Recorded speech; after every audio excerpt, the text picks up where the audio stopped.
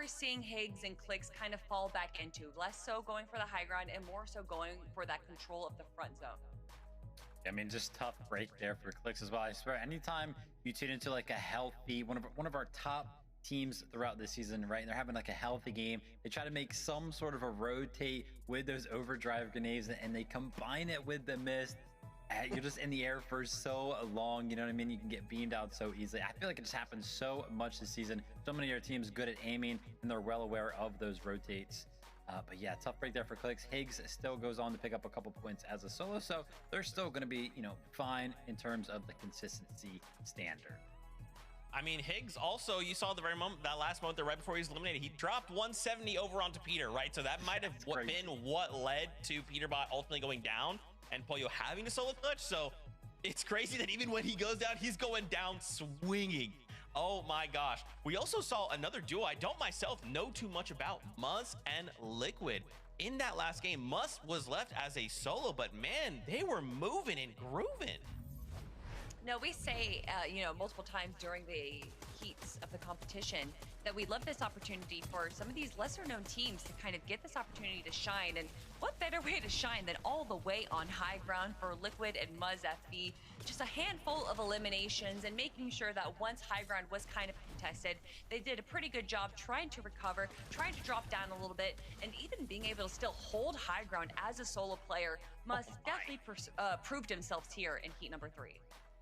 Yeah, fully thought Muzz honestly had this right, because I knew, yeah, the build count on the side of Muzz was just so healthy compared to pretty much the rest of the lobby at this point in the game. I think when we tuned into him in one of those final moments, he had like 80 builds available. So I was like, oh yeah, definitely got this. And that would have been their first time in grand finals as well. So no matter who won that 1v1, we were getting first timers in the grand finals. But hey, a controlling height game like that from the duo, that's got to be boosting the confidence. And I mean, obviously, yeah, you didn't get the win, but getting that second place and some eliminations, that does so well on the leaderboard. So they're going to be up there in the top of the leaderboard as well. Yeah. Oh my goodness, guys, 30 seconds left before we get the ball rolling again. What are we thinking, Kelly? You know, we kind of had this discussion at the start of show, high ground. Are we seeing enough players look up? That was kind of the big thing you called out. We need to just be looking up and not let that happen. Yeah, definitely. But I mean, between the names that we're seeing that are actually controlling high ground right now, it definitely seems like no one is afraid to look up. And I think that is perfect right now. But for me, I want to see some of our bigger names take that high ground and turn it into a win. Okay, we'll have to see if that happens here. Game number 3 is ready. So casters, over to you. This is that pivotal halfway point, game number 3, where it really kind of controls your destiny and really decides how much control you have over the rest of the game. Do you get to play freely for the win or placement, or do you have to go for the win? Right now, Monster, that threshold is 63 points. Yeah, I feel like we've been very distracted by the fact that these wins have been so good, so explosive, and honestly extremely entertaining. But we do have to start focusing on who is in that race like you're talking about here, Jacob, because yeah, it does matter playing consistent as well. Yeah, and it's just one of those things where you kind of look at the games go by, you just try to get as close to the top of the leaderboard as possible, not save it for that last and final game, because we saw yesterday literally points differentiating who goes to the grand finals and who doesn't. Game number 3 is ready, so let's just jump right into it.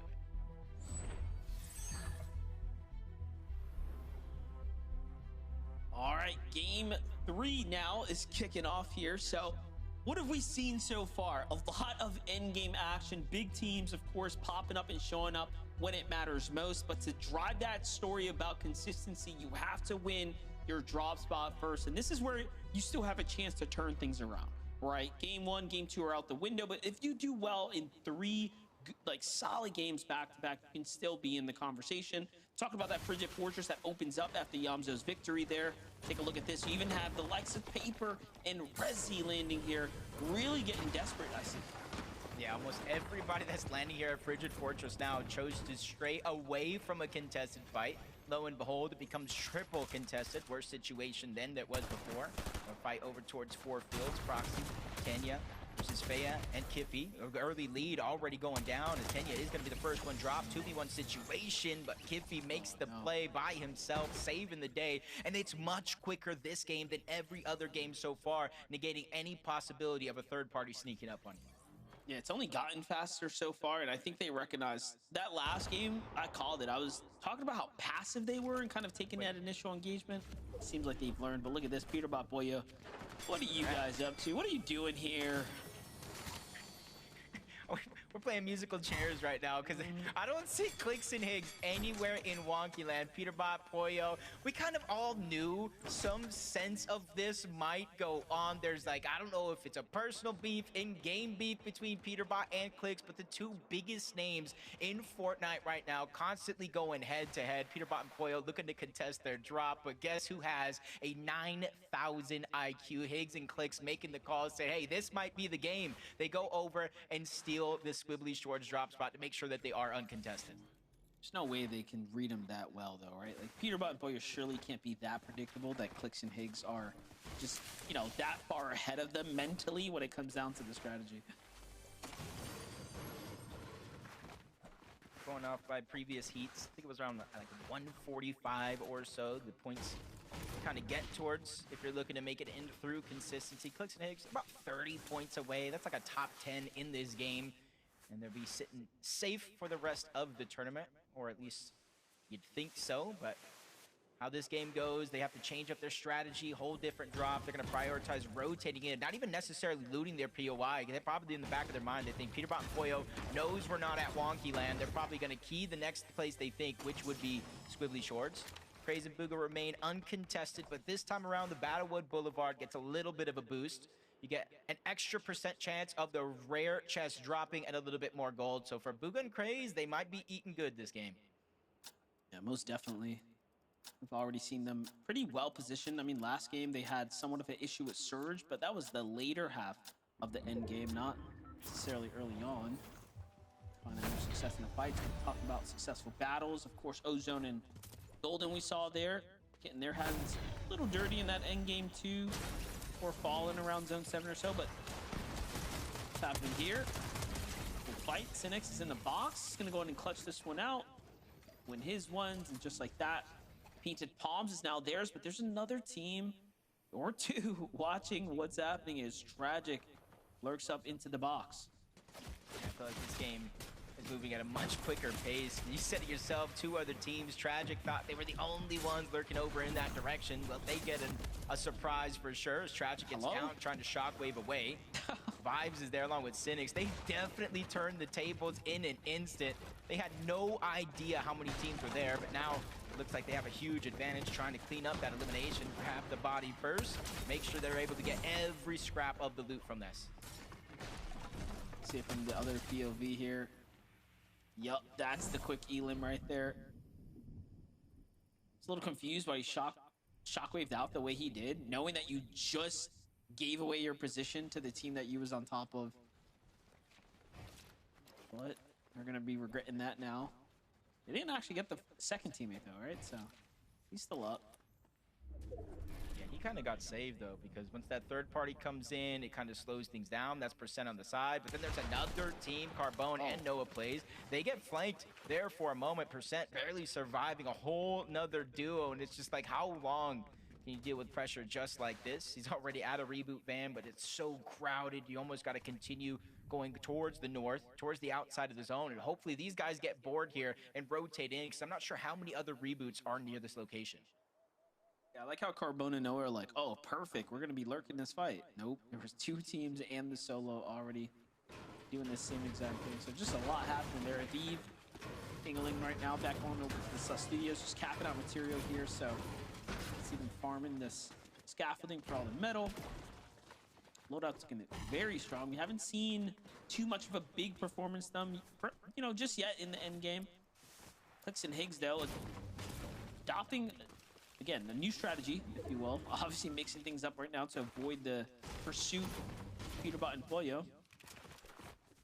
They're going to have to find a fight, right? They're going to need to find some new damage here. Yeah, typically you can kind of wait for wonky land. We saw in that last game, they're able to get the jump on Oliver OG and Carillion, waiting for them at the top of the mountain. This time around, they haven't had much practice or reps landing at this spot in a set lobby and having to rotate elsewhere to try to get damage. They did get, I believe, a pump or two in there, but they're just happy with what they got as they rotate on out. You can see the edge of the zone, so it's already pulling towards the north, a little bit towards the center. Sandy Strip just on the edge. This is where Power, Penta, they land and kind of hover over here on this side of the map. And they have the luxury as well. That blob, you're able to use that with the shockwave to cover distance quickly. I like to add, it said no mercy, no decaf. It's hilarious. Jumping with Goal's little high ground base here. Kind of editing through the cones to look around. Not a player in sight though. Just went off to the outskirts. Might even be his teammate there. Could be Madden. Yep, that is Madden on the outside, just trying to cap material right now. I have to imagine for Surge, this has got to be a little bit of a better game for them because they went from Josh and Yamzo at Frigid Fortress by themselves, and then they went to nobody really beating there, and then they went to a triple contested fight. So there's a lot of chances for them to try to get some Storm Surge with the way the map has changed up in each and every passing game. When we go back on over to this side of the map, Tragic, you see him in the background. He is rebooted, back on, ready to go. And we have another team, Aiden and Waffle. Typically, they would go towards 4 fields to get their early Storm Surge damage. Back-to-back games, they've third-partied it. But this time around, that fight ended so quick, they have to look elsewhere for their Surge. Doing a good job so far. I'm walking up here, but spending a lot of time in the storm here for Yuki and Carlitos. They're going to have to back off and heal here shortly. I'll jump into with Vlex. Haven't seen too much of him on the evening. See it. So he's in a storm, skating around the outside as well. I know it's still early. We still got this game to play out. We got game 4 and game 5, but again, the point threshold around 63 points in terms of consistency. Light and Vlex, they're about 20 points ahead of the curve.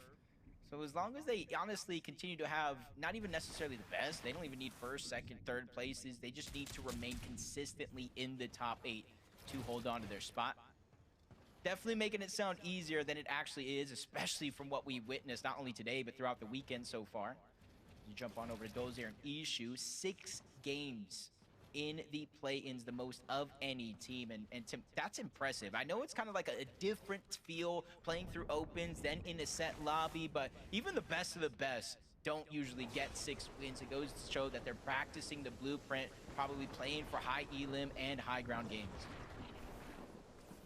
Just thinking about yesterday's point cutoff as well, right? Remember how many teams had 175 points?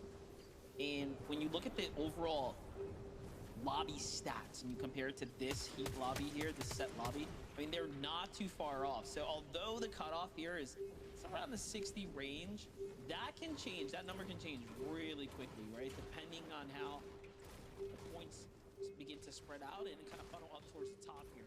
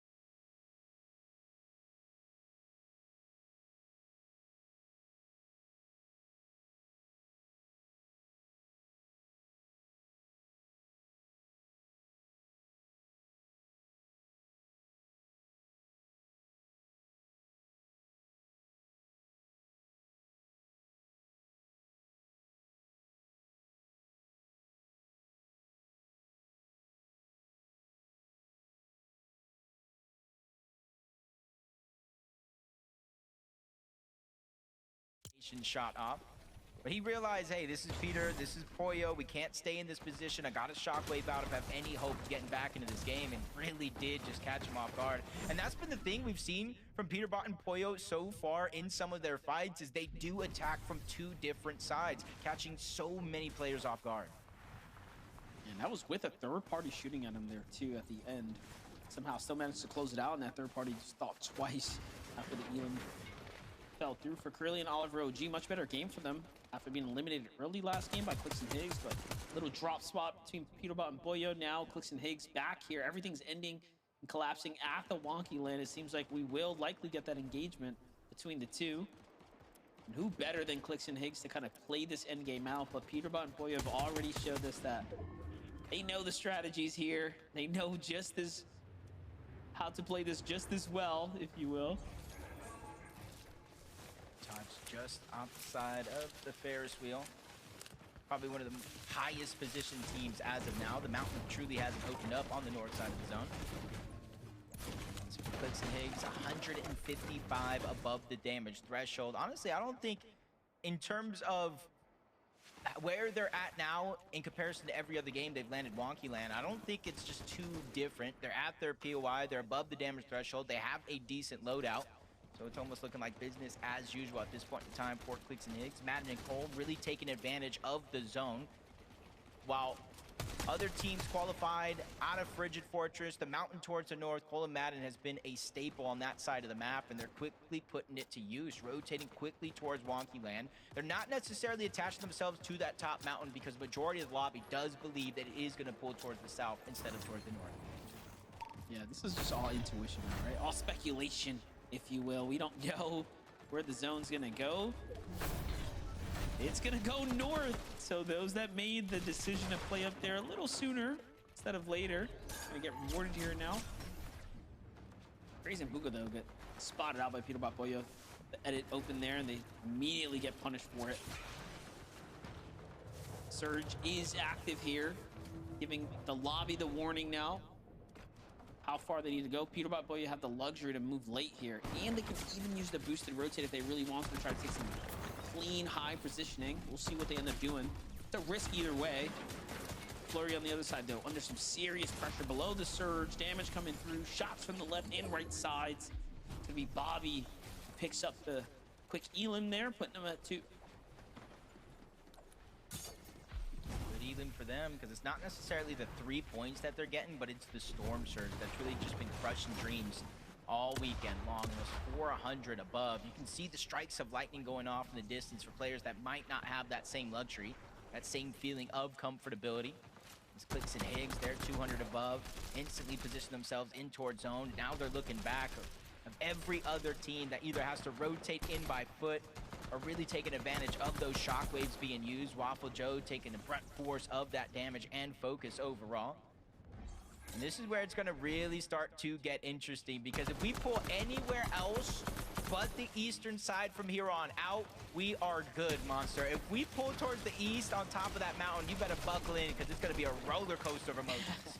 Yeah, definitely. This one gets really steep here. For Higgs, I'm looking at his ammo count, though. It is not looking too good, man. They are starting to gas out early here. And that's what happens when you don't have your usual draw spot. You're going to try to avoid Peterbot and Pollo for what it's worth. Meanwhile, Waffle, though, lost his teammate 480 below. It doesn't get worse than this. He is the lowest on the standings. But, hey, the lobby gets the brief here, Jacob. It doesn't go east. It's going to come back south, right back into old builds.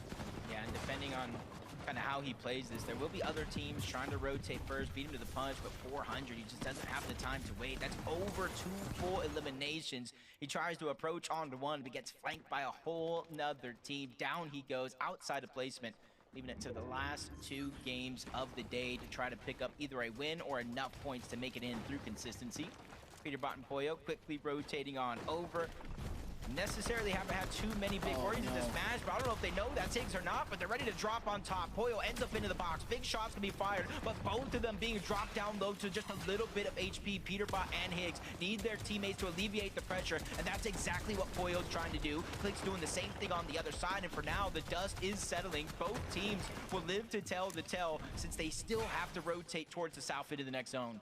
You got to give respect, though. Excellent ambush. Peterbot, I mean, Higgs's reaction was so fast to block out Peterbot just in time and actually make it a 2v1 and then a 1-to-1 head-to-head while, you know, the teams were kind of going back and forth, tit for tat there in the engagement. That could have gone either way for both sides because it did not go as planned. But there you have it. That's what a high-level engagement looks like, right? When the two best of the best go toe-to-toe, you can see it is dangerous times here, and it costs you a lot. Pollo and Peterbot had already committed so much to, you know, bounce up to the high ground, make this strong structured base, and then play for a refresh right there. And for it to not go in their favor, now look, they're forced to low ground, trying to fight a different team, right? Because they are actually desperate now for a refresh. Yeah, they're running out of builds, especially the way they play. They go crazy, grabbing every single piece. That's where they're trying to break into the box. Someone just trying to run away further and further, but they're quickly hot on the heels.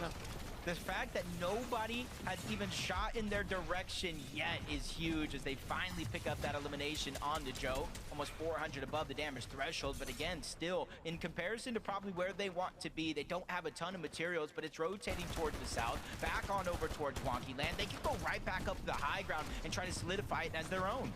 We were just talking about Aviv and King and managed to really get their groove going, kind of play into an endgame, and finally they're here, kind of situated now. But look at this, Peterbot, Higgs, Pollo, all going back to back now, clashing once again here for the high ground, but Higgs forced to concede it to give it up, but Peterbot's got his number. He's pressuring down. They want to get this finish. They want that fight, but Booga and Craze are also here in the conversation. They're going to be the last one standing up top, and I don't even think they realize they're the team on high ground, right? All this action happening here. You see, you know, players chasing one another. It's only now they start to recognize, I think, that they're the team on top. Yeah, I just got to be careful. I think they're being very, very cautious of the shockwaves, of the fizz. That can turn the tables in a moment's notice, especially if you get caught off guard. But Higgs and Clicks, they survive multiple onslaughts from multiple teams. Here comes another one as Higgs gets dropped down to less than 40 HP, trying to go ahead and maneuver around, waiting for Clicks and him to reunite, but it's not slowing down or stopping just yet. Peterbot and Pollo strike again. Down goes Clicks. Higgs is trying to survive, quickly gets on out, but he's burning through his materials. No extra heals. He's forced in another solo clutch position. It's crazy. I'm just trying to think to myself, how do they keep on finding Higgs and Peterbot, right? Like, it's just like they have their number on them. Peterbot, Pollo, though, bouncing right back in. Yes, sure, they might be low on material, but they're back to being healthy, and this is where they're hunting right now. And the amount of, you know, again, speed of which they're pushing through these players' boxes. They're not giving anyone a chance. They get another one now, and look at the momentum starting to surge in their favor. Now Peterbot has some mats to work with. Make it a little bit more as they catch another team on the outskirts. Peterbot doing Peterbot things here, just taking names and just sending them right back to the lobby. You see them have interest, looking up for a moment, but they decide against it, continuously dropping down below. Higgs stuck by himself, but he's still figuring out a way to make it work. But now he's digging into the HP with the zone overtaking him, forced to fly forward. 2 builds left. Clicks, Higgs, they both need a miracle here if they're looking to continue to perform in this game, but he's going from miss to miss, hiding in the shadows until he's finally found out. Yeah, but I'm looking at this outskirts now. You have Noxy here depending or deciding if he wants to possibly play for something big. Meanwhile, Golden and Ozone actually make a play for the high ground. It's going off that terrain, so it's actually a really weird one to play with, but they end up timing it just well enough that they secure the high ground. Peterbot gets knocked there in the side, and it's up to Pollo once again. Pollo has just been playing absurdly well today. He has been clutching up. You know, if you counted them out before, usually it's Peterbot we've talked about year in, year out, who puts on these solo performances. But now it's Pollo here today, who is just playing the best that we have ever seen, and it's only a Heats lobby. Yeah, it's just going absolutely crazy. A teaser of what we could see, because over 200 points, Monster. Even in the highest heat, they surpass that, and he does it yet again, clearing the bottom half of the lobby. It's almost smooth sailing for Golden and Ozone up above, but now one's going to drop, looking to play Disruptor. But you have to be careful. We've seen Siphon play a huge role in players losing heal off throughout the weekend. They cannot make that mistake. Booga and Craze out of build, but Booga gets an elimination. Siphon Matt's keeping him alive. The Siphon as well, making sure the HP stays relatively healthy for this next play. The only solo in the game, and he makes a play on the Ozone and Golden. The full chop is in, but he finally goes down, but he dealt so much damage to this lobby. That might have been what Golden needed right there. A little refresh to go in and keep him in the game. Cole tries to go up and make a big play, but it's not going to be enough. He gets knocked first. Madden doesn't have health. And Ozone and Golden secure the victory royale there, Jacob. Yeah, it was looking scary for a moment with Booga going up, cracks the shields, almost drops Ozone down by himself, but he finally gets cleaned up. Golden and Ozone clutch up the game to advance to finals. Zeke, Kelly, Vivid, what do you think of that? It just gets more chaotic every time, doesn't it, Jacob? Every single time, I feel like, oh, it's gonna be just a nice, chill, calm game. Nope.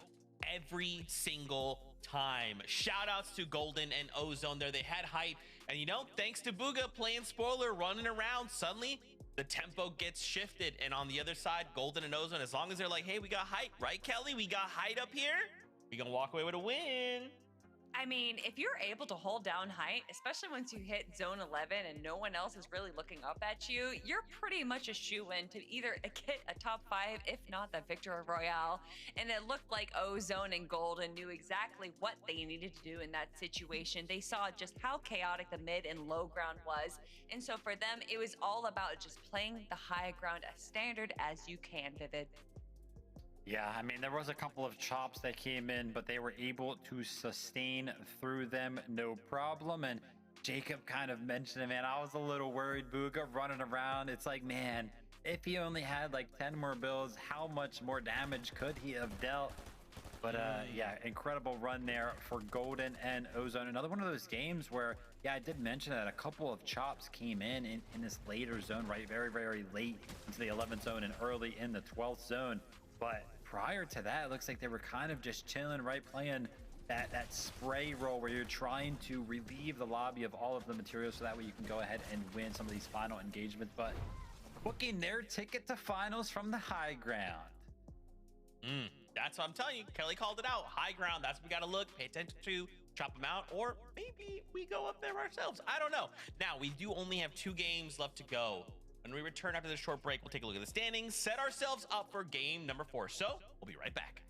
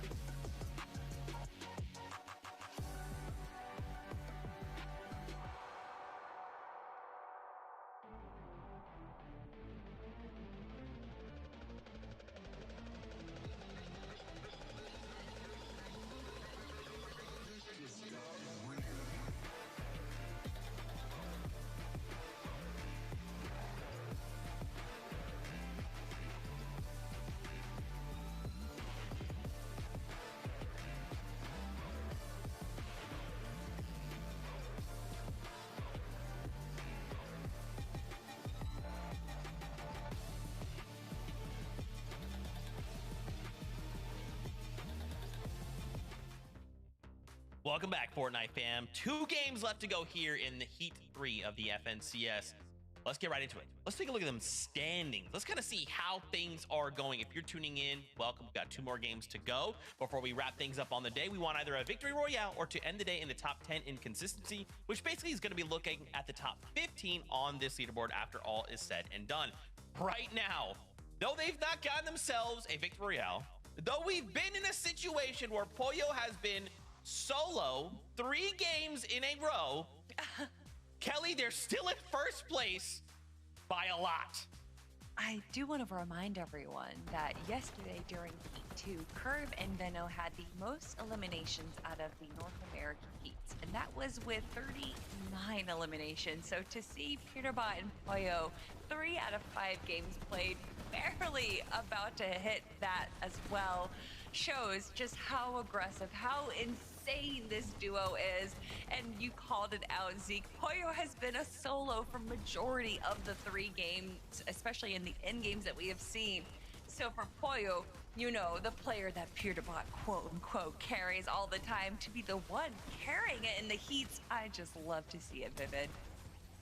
Yeah, I mean, we can pretty much expect this out of the duo. Just the eliminations being racked up right now, and yeah, you know, we're so used to seeing the Peterbot solo clutches. We're getting the opposite side of the coin today. Pollo is putting on an absolute show. I would not be surprised though if we saw some crazy Peterbot stuff go down in the next 2 games, and they got to be feeling pretty good already over on socials. I mean, we know what the thresholds have been kind of looking like. Jacob kind of called it out earlier, thinking heat number 1 we were around like 140. Heat number 2 was a little bit crazy, jumped up a little bit higher than that, but sitting at 214 points, they feel pretty comfortable that they are already qualified, because I see Peterbot is already talking about where he is going to land in grands on social media.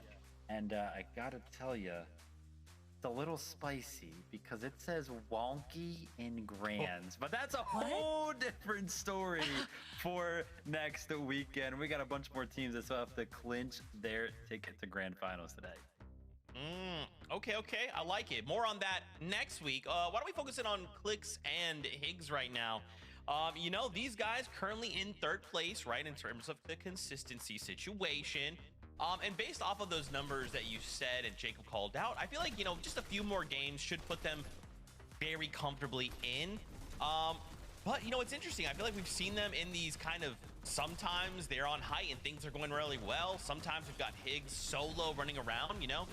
I wonder how much of their dynamic is being like influenced by Peterbot and Pollo. Like, how much do you guys feel like, are they just doing their own thing? Are they kind of like in the back of their minds, like, is Peterbot Pollo kind of close by? Are they like, is my Peterbot tingle sensation happening? Like, what's going on? My Peterbot senses. Sure. No, it's the Peterbot tingle sensation. That is what you've coined it as forever, Zeke.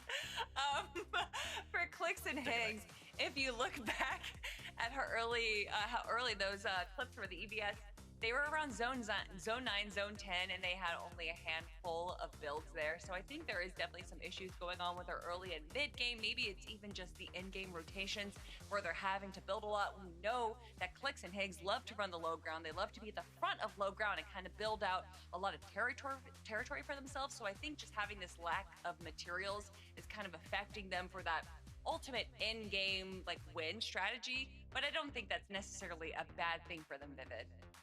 Well, I mean, fine, Zeke. We'll go ahead and talk about it just a little bit more, okay? Just a little bit. You're kind of talking about, oh, you know, are they thinking about Peterbot and Pollo? Well, they probably are thinking about Peterbot and Pollo because they literally stole Clicks and Higgs' drop spot in that game, right?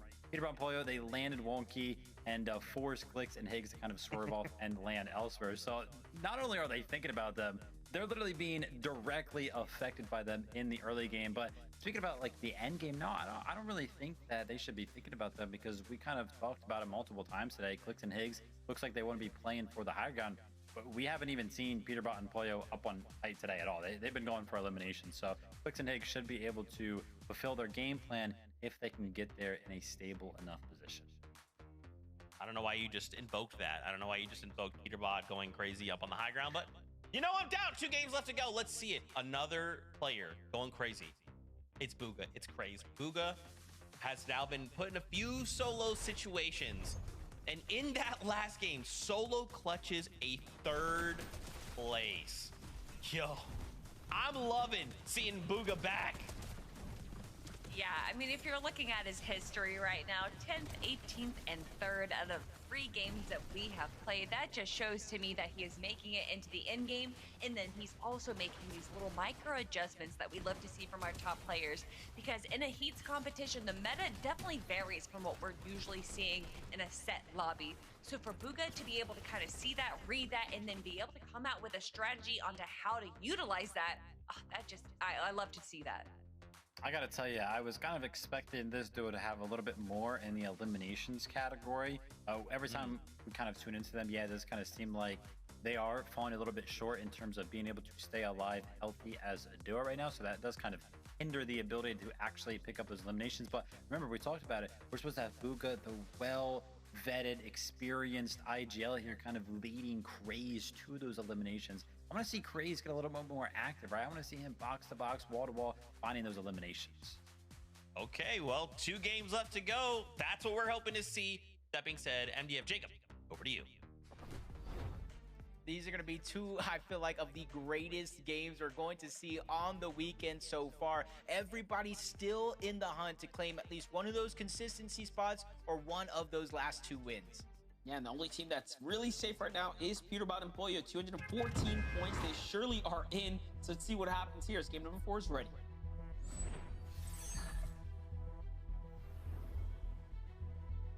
As it stands right now, that point threshold is 103 points. We talk and look back at Heats 1, Heats 2, and almost drastically different, almost a top 8 placing of different in terms of placings to get in that last spot. But as another team qualifies out, another spot has opened up, and it was an uncontested spot as well. It was the north side of Battlewood Boulevard, that Golden and Ozone were landing at. So either Booga and Craze got a lot of loot to themselves, or they got some newcomers dropping nearby. Yeah, I'm definitely thinking that, you know, because Preston was kind of in the vicinity, I mean, it might just be easier for those other teams there, but again, Booga and Craze have played relatively well, right? When they make it to that end game, I'm sure that 3rd place finish right there is going to be another surge in confidence for them to go ahead and just stick to the game plan and try to do that again. This four fields fight has more impact than just the 2 actual teams landing there. As we know, Aiden, Waffle Joe, and another team towards the south eventually rotate up, and that's how they get their early game surge. Last game, this fight ended so quick, nobody was able to try to make that play, but Kiffy, Tenya, they're going at it, but Tenya's gonna be the first one going down. Feo with the cross.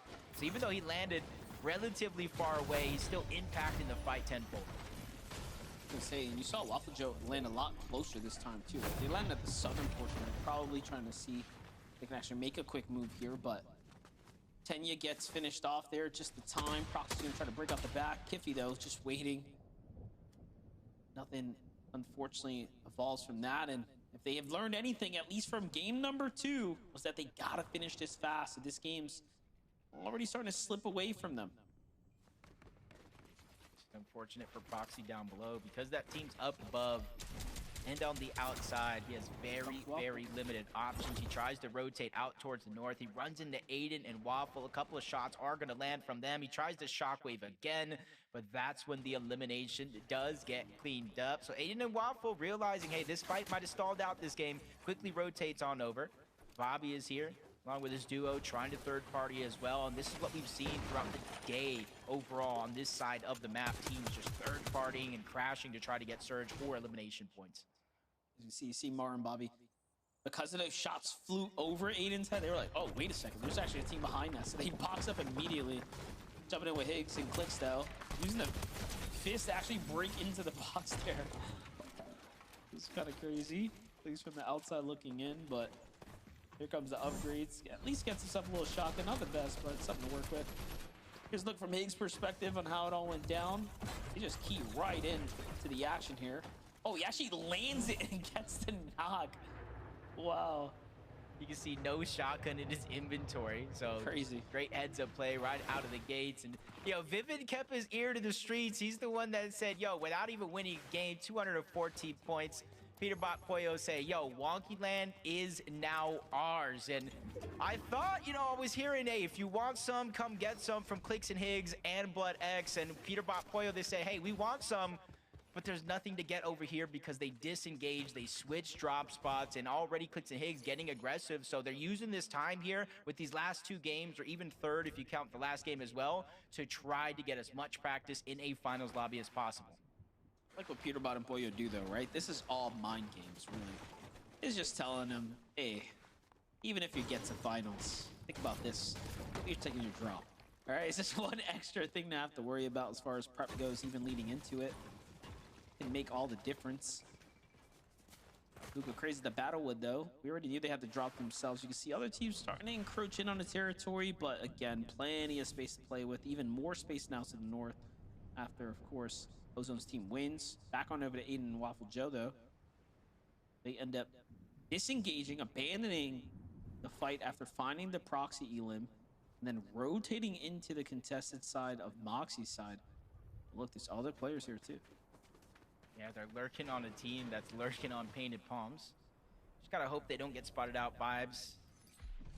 Cynics, they do have the high ground, so as long as they have a 360-degree view and head on their shoulders, that will be all right. As Peterbot Poyo make their way on over towards Squibbly Shorts, probably thinking they were gonna find Clicks and Higgs, but they already made their way on out. So they're finding a whole nother team. That's Snappy on the other side, but he gets did up like a sit-up, put down, sent back to the lobby. His teammate, though, his teammate was able to disengage and get out, and there's a lot of space over on that side of the map because there is split drops where teams have to go ahead and use their routes to get their loot, and Wonky land uncontested. This 1-for-1 exchange here. Real tries to hit the tag, doesn't quite find it, but into the box. Clean execution from Zero PC Earnings, trying to work his way towards the finals here. They're gonna need a win. Yeah, it's a situation where you do need a win, like you said, but his fight's just like this. His teammate's down. He's in a 1v1 situation, and he's just full confidence. Even without an iron pump or a chaos reloader, full confidence to jump in the box and take the 50-50. Just sent it. Gotta respect it. King and Aviv, great last game, right? Putting them in the race now. Into the top 10 they go. 110 points earned here. All off the performance of that last round. We're curious to see how Kingling and Aviv perform if they can make it to endgame. They seem to have what it takes, but it's getting there that's been difficult. If they can continue to adjust their mid-game strategies to play stronger and stronger.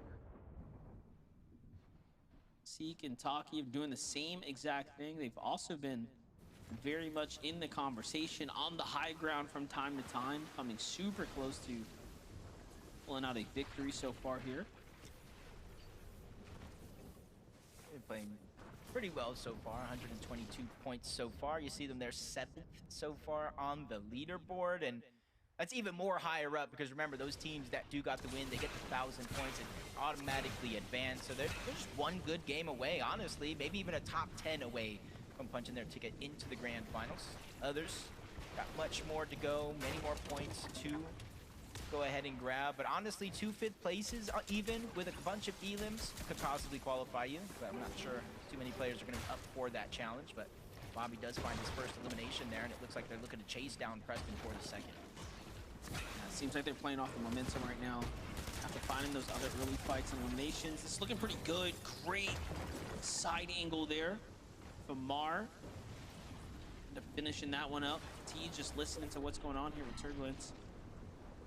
They're slowly walking up here, trying to see if they can play for a lurk right now.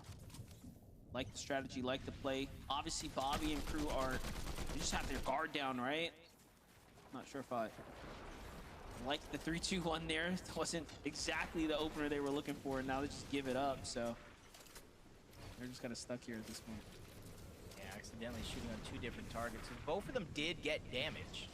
Just on 2 different players, unable to pinpoint the exact target. Possibly could have been a down if they chose wisely, but Turbulence Lucky are going to have to look for some HP. We only saw one of those 2 loadouts, but we saw no bandages, no med kits, or pizza in that inventory. So if they're looking to stay alive, they need to be on the hunt for the bare minimum here. You see the zone this time around in the minimap moving on over towards the north side. Wonky Land even being a primary focus. As you see Jack and Npen. 48 points so far, not where you would expect a team like this to be, especially with, you know, what's going on around Frigid Fortress, uncontested, nobody landing there, then triple contested. Both the zone pulling their way this time. even without a win, if they somehow land a top 5 with a couple of elims, they'll at least put themselves in contention for a consistency spot in game 6 or 5. Yeah, definitely. I mean, if you're 50 points in right now, you definitely have a chance for sure if you pop off. So I started looking over here. I was trying to piece together what all happened. Any guesses? Full shield Pollo, any guesses? I don't know. Maybe you try to do some fancy little bounce off here. Unfortunately, missed his drop. Probably landed just like this and then fell off. Let's see. Okay, we get to see what actually happened. Okay. Hey, Peter Bot, watch this. Oh. See, at least they're human. At least they're human, because sometimes I feel like maybe they're just inside of the Matrix or something. They're a part of Fortnite, you know, but at least it goes to show that even they can make mistakes in certain moments. As you look at Seek's loadout here, you got Taki with the Chaos and the Thunderburst, but then you got Seek with just an AR, no shotgun. They're planning on rotating in, grabbing high ground, and hopefully playing for damage in the distance. Let's continue to look at a couple elims that are happening here. This is another storm fight for Taki and Seek. That's how it ends up playing out. And although we were criticizing the loadout, it looks like it's working because they find elimination. That's probably why he just decided to max out on the extra heals to go the distance and play the dead side. He might be feeling really confident about how much damage they've done.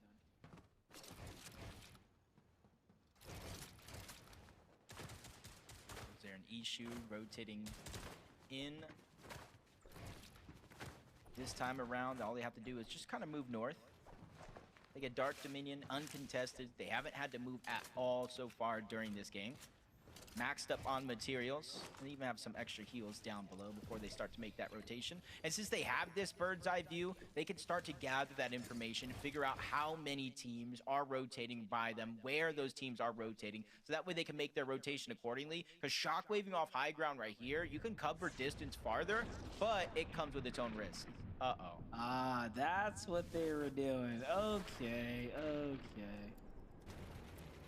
Is he spelling his name, Yes. Pollo? Yes, he is. Yes, he is.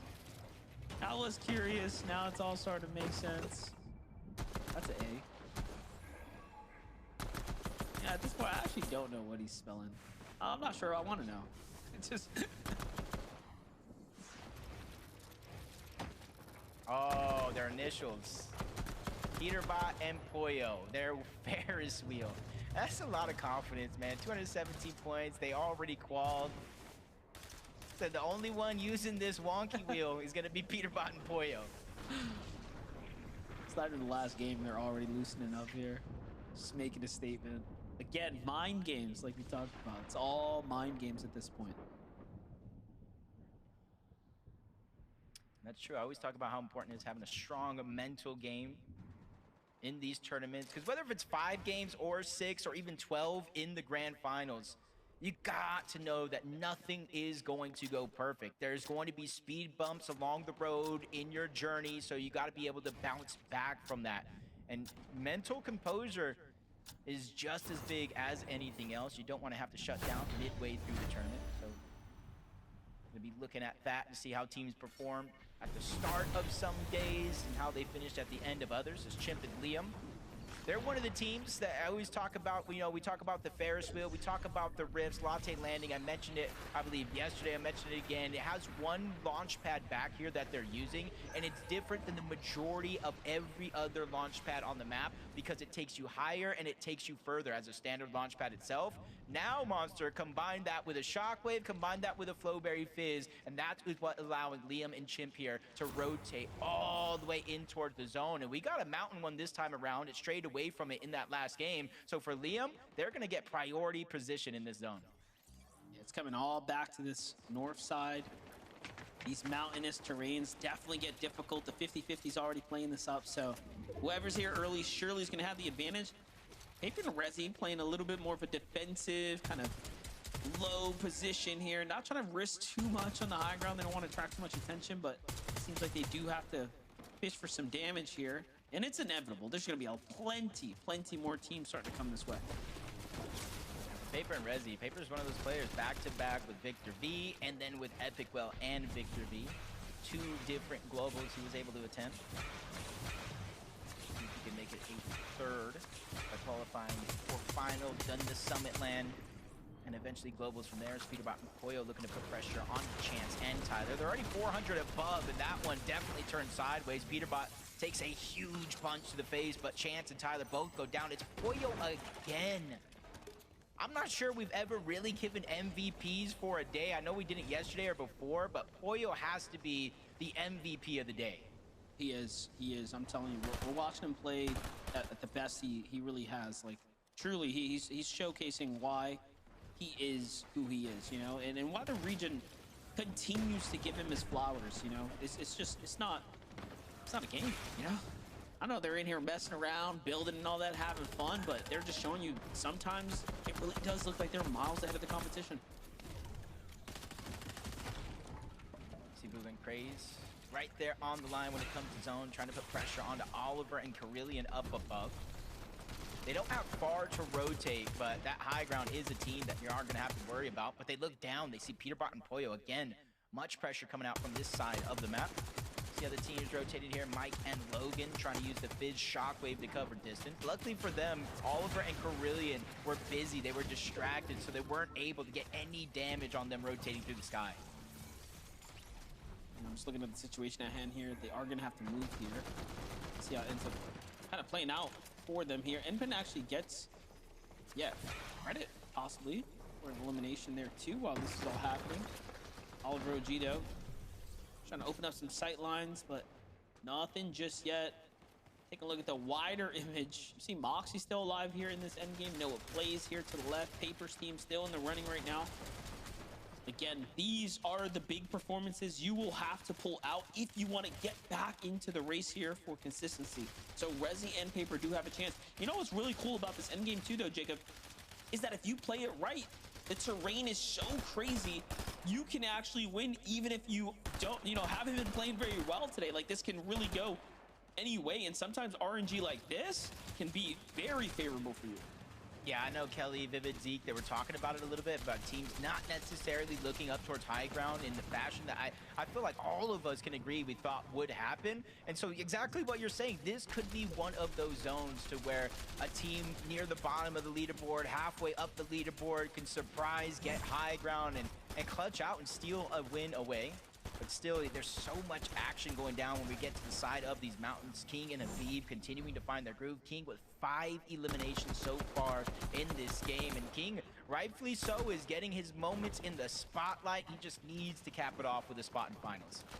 It's kind of crazy to see Peterbot and Boy, you have tanked so much Storm, and they have the pizza, but they've gone through it all. And it did not pay off. Unfortunately, they couldn't get that follow-up refresh or elimination, but they still have a miss to play with here. Still being a little hesitant and, of course, relying on the Siphon instead here. Peterbot's going to be able to at least heal up off of that. He wants to push for the finish here. It's going to be on to Moxie. Doesn't matter who it is that's in his path. He wants to get that elimination. Like you said, Moxie goes down. Wolf is going to be stuck by himself. There's just thunder bursting into the box, giving him really no time to react as a solo. Just infinite spray going in. You see it's going a little bit off of this mountain, away from it. More even terrain. I wouldn't say it's flat by any means. You see different mountains and different ranges there in the distance, but it's not as drastic as it was in the north side of that last zone. I just realized too, Peterbot's playing with the click skin, just really putting the salt on the dish here. Booga in his icon fit, looking pretty solid. We've seen him compete in this one plenty of times, but get back to it. So Peterbot Boyo, after the refresh now, have some high ground positioning. Peterbot from Paper and Resi here go from the mid layer of that mountain down to the low ground, almost forced here. 33 below now, so couldn't quite capitalize on the chaos of the teams rotating from the outskirts. They didn't do enough damage. They've done enough to kind of be there, but now they're forced to fight here in the ultimate low. And this just opens up everything for Peterbot and Boyo. We were talking about this gift that the elevation of the Storm can play for you, right? The chaos. However, the experienced teams are also going to get gifted here because they'll play it best. Yeah, they've already reconnected on multiple different surfaces, but Can't expend too many mats. They're going to use the shockwave, try to get to the front, and immediately build back on up. Trying to be quick, fast, and in a hurry so nobody shockwaves and steals it away. King, Aviv, there in the front side of the zone. Paper trying to position the front side of the zone. And these are all threats to the high ground, whether they have intentions or not. See it. 40 players now, so we're right at the cutoff here. We're back in the safe zone here. This is a big game for Paper. This is the type of fight that they need. I wonder how many points Noah Blaze's team has managed to earn so far as well. This might be also their first real end game here. A lot of teams starting to show up now in the back 2 games. Yeah, there's a good chunk of teams still here in this competition that can still get in through consistency. It might not necessarily be a top 20 in terms of points that they need here, maybe a top 8 or a top 5, but they still have a chance to not have to go into game 6 needing a win. Oliver and Carillion are one of those teams. They haven't picked up elimination. That's where they have to start to pick up the pace. It's not just placing high in these games alone. They need to combine it with those eliminations, which is 3 points per.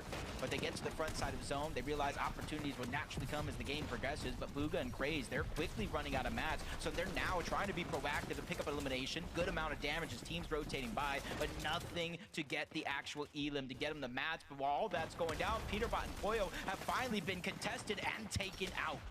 You know, I was curious. I was just about to say that Peterbot and Poyo might actually, in the end, concede the win in general, but I'm not sure they wanted to go out that soon and in that fashion. Penta just pops up out of nowhere and makes it happen. Bugha falls as well, and all of a sudden now, we don't know who's going to take this game right here. This can go anyway.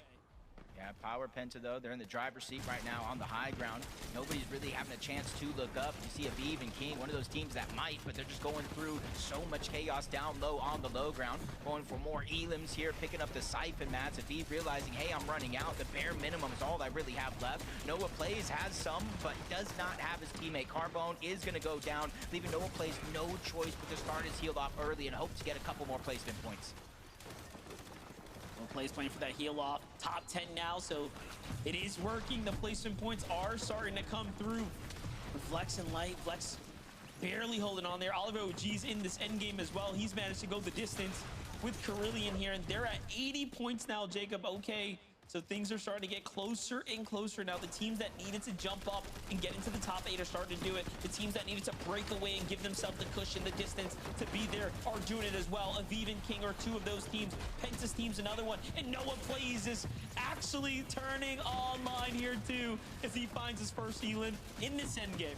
Yeah, sometimes the first one's the hardest, but it's the most rewarding. The Siphon keeping him alive wasn't really able to pick up all the materials, so he's only down to 7. Somebody else watching him on the other side. King in a similar solo situation, but he's fresh out of build. No choice but to look back, and he gets at least 1. The mats is what's most important because he's able to push himself going forward. 2 duos left in this game. 2 solos left in this game, and one of the duos is Oliver OG here, making a chop and a play for the high ground. He reconnects and solidifies it, but he lost Carillion along the way. With 1 mat as well. Talk about having heart, talk about having confidence, but look at King. King's at 11 eliminations. He has been playing so well right now, but Oliver had too much time to heal. He's 200 HP. No mats though, and that's the difference for a pro here. Anything can go down in this toe-to-toe. The way King has been playing, this is going to be a hard one to beat already with 11 eliminations. Oliver just trying to go ahead and create distance. He has a little bit of HP left. He's hoping and praying the Chug Jug is going to be enough, but King has so much time left on the zone. That was a mistake.